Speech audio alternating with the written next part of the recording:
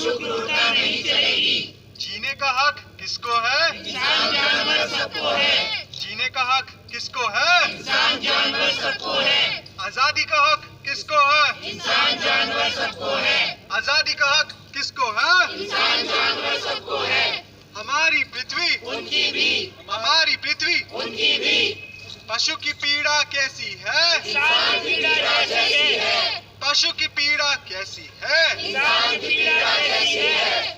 मांस मच्छी अंडे छोड़, पिंजरा तोड़ हिंसा छोड़। मांस मच्छी अंडे छोड़, पिंजरा तोड़ हिंसा छोड़। दूध मलाई मक्खन छोड़, पिंजरा तोड़ हिंसा छोड़।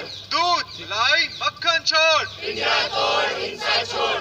मांस छोड़ो, दया जोड़ो, मांस छोड़ो। दया जोड़ो। ये सभी बच्चों को आप देख रहे हैं, ये सभी युवा हैं और आज के दौर में ये सभी मांसाहार के कारण जो लोगों में फैल रहा है रावणत्व, उसके खिलाफ ये आवाज़ उठा रहे हैं। ये कह रहे हैं कि जानवर ऐसे ही बैठ कर के पिंजरे से आपको बद्दुआएं देती है, गाली देती है और इसीलिए आपके पास कोरोना जैसा बीमारी आता है। बताएं क्या मैसेज आप देना चाहते हैं?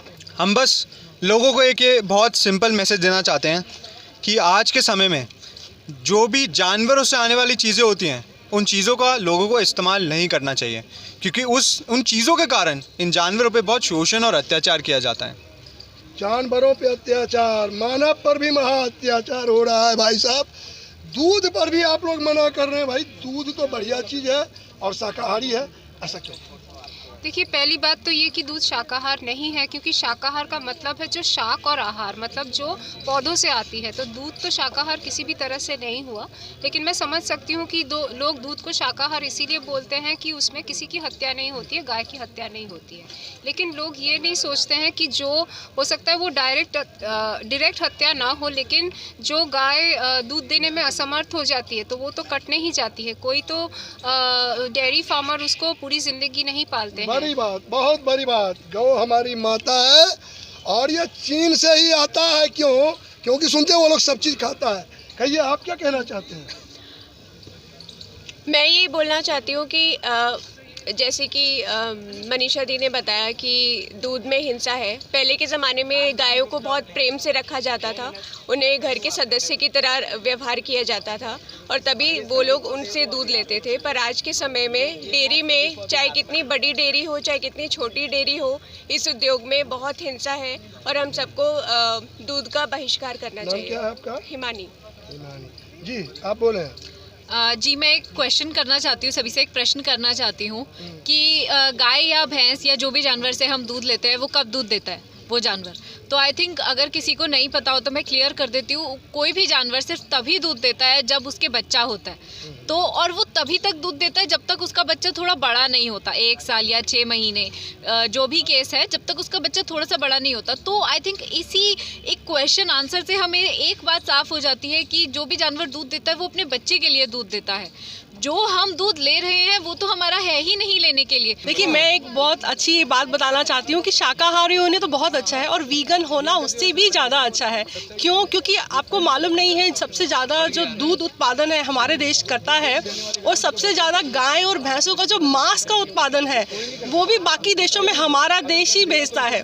तो दूध और बीफ और चमड़ा सब एक ही पहलू के सिक्के हैं। अगर आप दूध का उत्पादन कर रहे हैं तो कहीं ना कहीं आप बीफ को और चमड़े का भी समर्थन कर रहे हैं, क्योंकि सारी दूध देने वाली भैंसें 100% स्लॉटर होती हैं और ज़्यादा स्टेट्स में, हमारे स्टेट्स में गाय को काटना भी लीगल है। और आपको ये बात शायद मालूम नहीं होगा और बहुत सारे शाकाहारी लोग ये समझते हैं कि हमारी वजह से जानवरों पर कोई हिंसा नहीं होती है, पर ये सच नहीं है।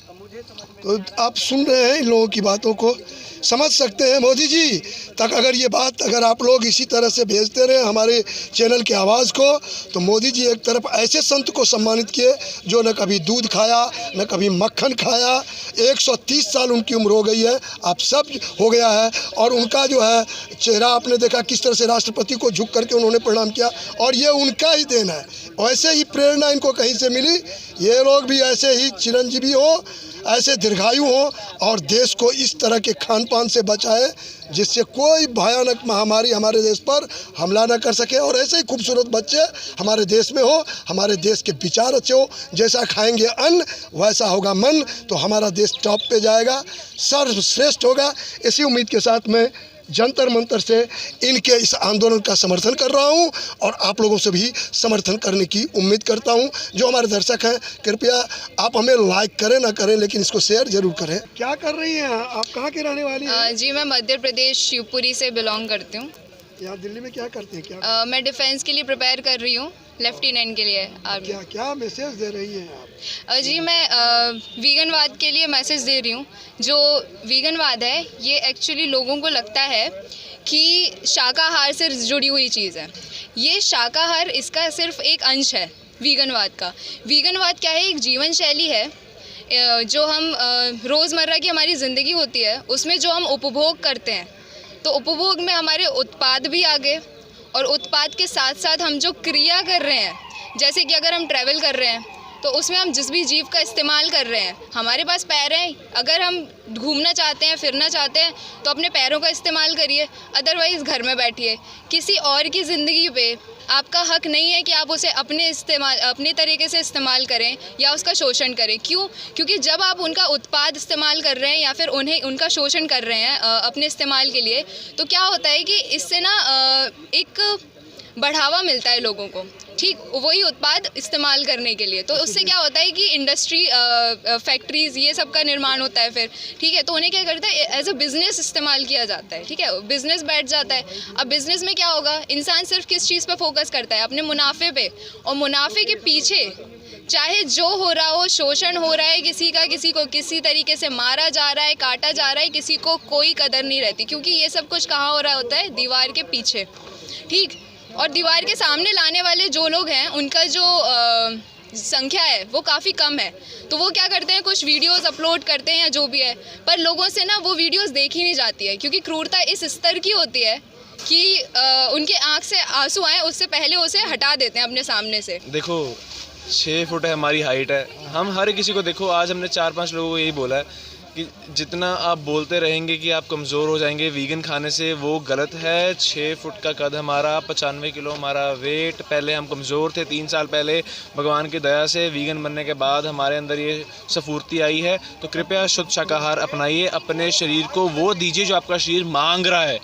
धक्के से मीट वगैरह, दूध वगैरह मत डालिए, वो आपका शरीर नहीं मांगता। पेट को कूड़ादान मत बनाइए। देखिए 6 फुट के ये जवान क्या कह रहे हैं। मुर्गे को मार कर आप कुछ नहीं कर रहे, आप सिर्फ उस मरे हुए जानवर की, मरे हुए पंछी की लाश खा के अपने पेट को शमशान घाट बना रहे हो, और कुछ नहीं है। धन्यवाद। धन्यवाद।